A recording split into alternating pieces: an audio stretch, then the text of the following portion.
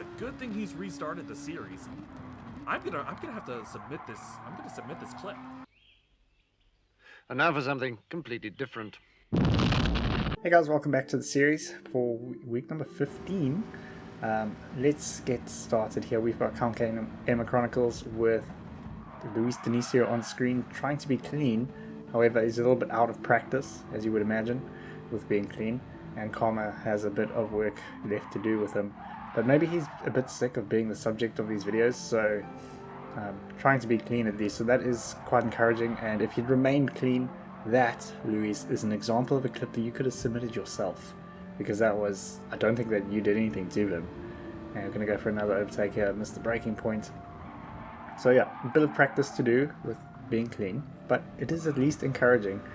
Unfortunately, this chap here is going to run it wide and push him off. Like I said, Karma has got a bit of work to do with him. I don't really think that was intentional. Your anger gives you great power, but if you let it, it will destroy you.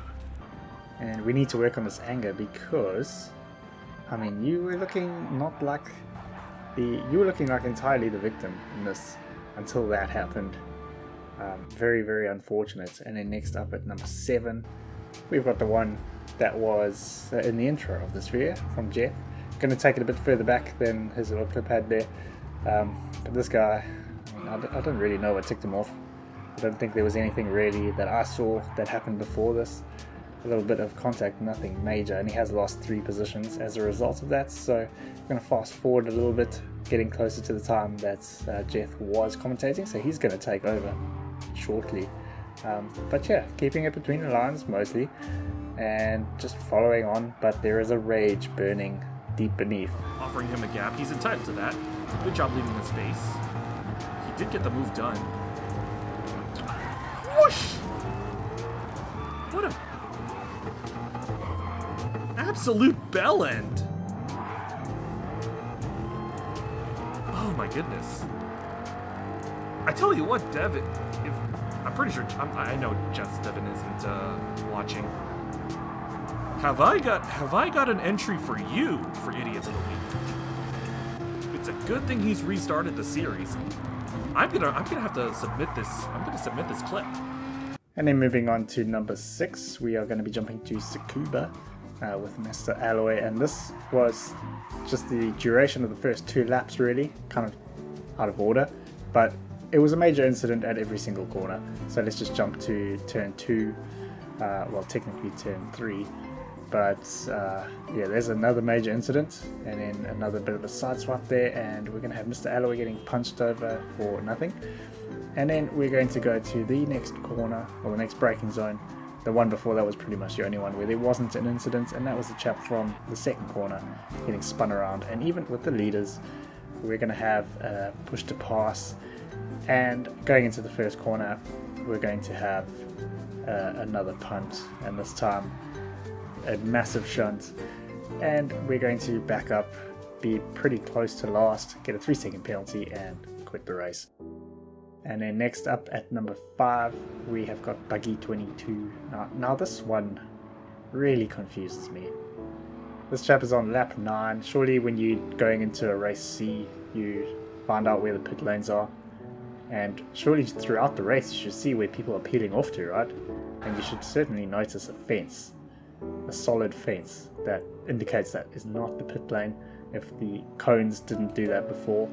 And I don't think he's got enough fuel to complete another lap, so I think that could be race done for him.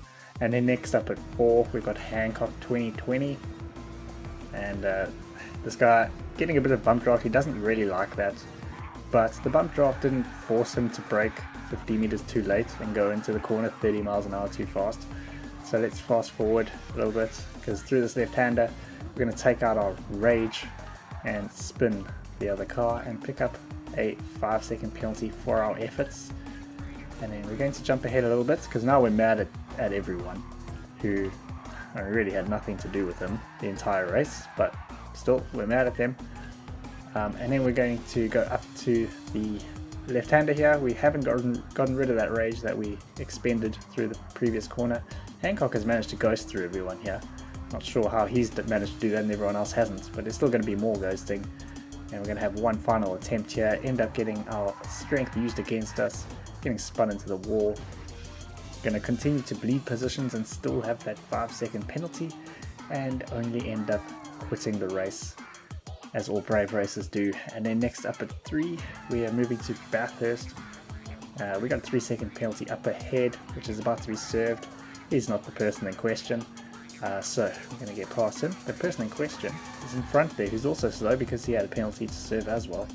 So going through, well, just to the right-hander, we're going to try and swerve into him, make him lose control, and get shoved off as a result of that. So that is like the definition of instant karma. So let's have a look at that. Slow there because of the penalty.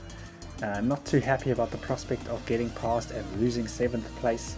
We're going to turn into the Viper. You can't even claim he was turning for the corner because that corner was still a little bit away, and we're going to end up in 12th place. Probably deserves to be a bit lower, but still we'll accept 12th. And then next up at number 2, submitted by Fury, but the Fury really lies with this Monster Energy livery user. I mean, really doing his best to solidify stereotypes here. And I mean, that was an attempt to be clean. However, we're going to have a bit of a mistake from the car behind.